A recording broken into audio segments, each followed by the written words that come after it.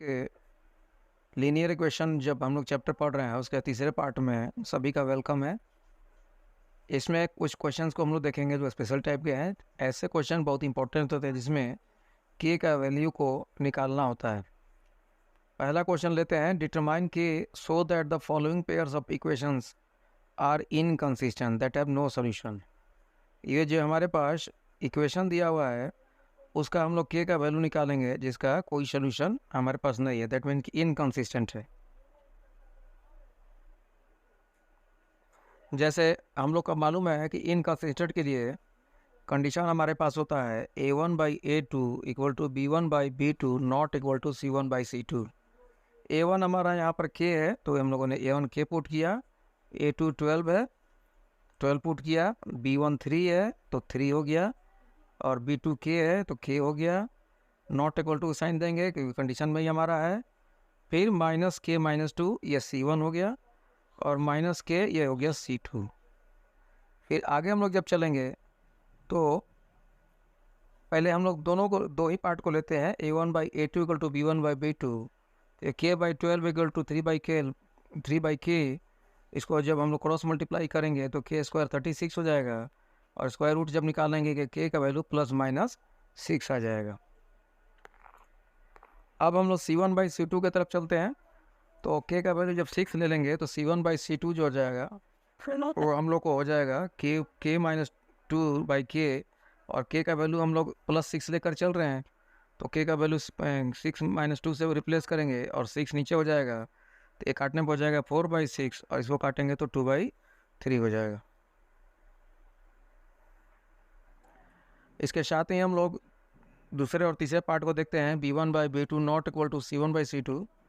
तो b1/b2 जो हम लोग देख रहे हैं वो 3/k है, और k का वैल्यू हम लोग इस बार -6 लेके चल रहे हैं तो -6 पुट कर देंगे, तो ये हो गया equal to 1/-2 that will be -1/2। तो इस तरह से हम लोग c1/c2 का वैल्यू को लेकर चल रहे हैं, तो k-2k -6-2 इक्वल टू -8-6 4/3 हो गया।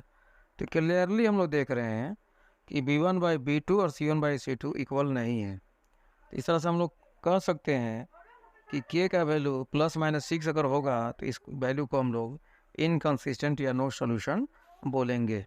अब एक हम लोग दूसरा क्वेश्चन को लेते हैं, for what value of k will with the following pair of linear equations have infinitely many solution. k के किस वैल्यू डालेंगे कि दोनों इक्वेशन में कि वो इनफाइनाइटली मैनी सॉल्यूशन देगा। तो हम लोग अच्छा से जानते हैं कि इनफाइनाइटली मैनी सॉल्यूशन के लिए हम लोगों को कंडीशन चाहिए a1/a2 equal to b1/b2 equal to c1/c2। तो a1/a2 अगर इस इक्वेशन से देखते हैं तो 12/k होता है, b1/b2 हो गया k/3, c1/c2 करेंगे तो -k-3 हो गया। इसके बाद हम लोग a1/a2 और b1/b2 को ही केवल सेलेक्ट करते हैं तो k/12 इक्वल टू 3k हो जाएगा, और ये हो जाएगा k² इक्वल टू 36। और जब हम लोग इसको आगे सॉल्व करेंगे तो k का वैल्यू 36 होने के चलते +-6 हो जाएगा, और b1/b2 इक्वल टू c1/c2 हो जाएगा।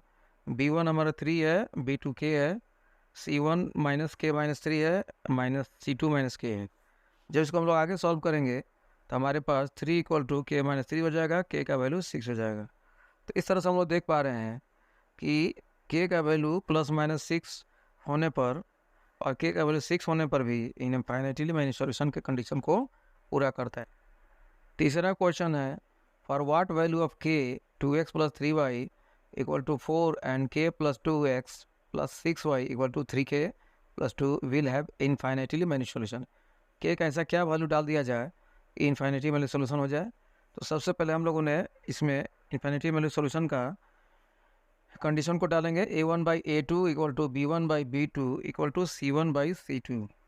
तो इस इक्वेशन में हम लोग देख रहे हैं कि 2 हमारा a1 है, और a2 जो है k+2 है, b1 जो है वो 3 है, b2 6 है 3/6, और c1 4 है, और 3k+2 ये हमारा c1/c2 हो गया। फिलहाल हम लोग a1/a2 को ही लेते हैं। जब a1/a2 लेंगे तो 2/2 ब्रैकेट k+2 इक्वल टू 3/6 हो जाएगा, k+2 इधर आ जाएगा तो 12/3 ये 4 हो जाएगा, इसका मतलब k का वैल्यू 2 आ गया है। इसके साथ ही b1 by b2 equal to c1 by c2 को हम लोग जब चेक करते हैं तो b1 का वैल्यू 3 है और b2 का 6, c1 4 है और c2 3k प्लस 2। फिर आगे बढ़ते जाएंगे तो k का वैल्यू हम लोगों ने ऊपर में 2 निकाला हुआ है, तो k का वैल्यू इस तरह से सॉल्व करते जाएंगे तो ये 4/8 हो जाएगा। तो इस तरह से देख रहे हैं कि 3/6 को काटेंगे तभी 1/2 और 4/8 को काटेंगे तभी 1/2। इसका मतलब कि b1 by b2 equal to c1 by c2 भी हमारा वेरीफाई हो गया। तो इस तरह से हम लोग देख रहे हैं कि a1 by a2 equal to b1 by b2 equal to c1 by c2 और ये 1/2 है। इसका मतलब k/2 के वैल्यू से ही हम लोग उसे वेरीफाई कर सकते हैं।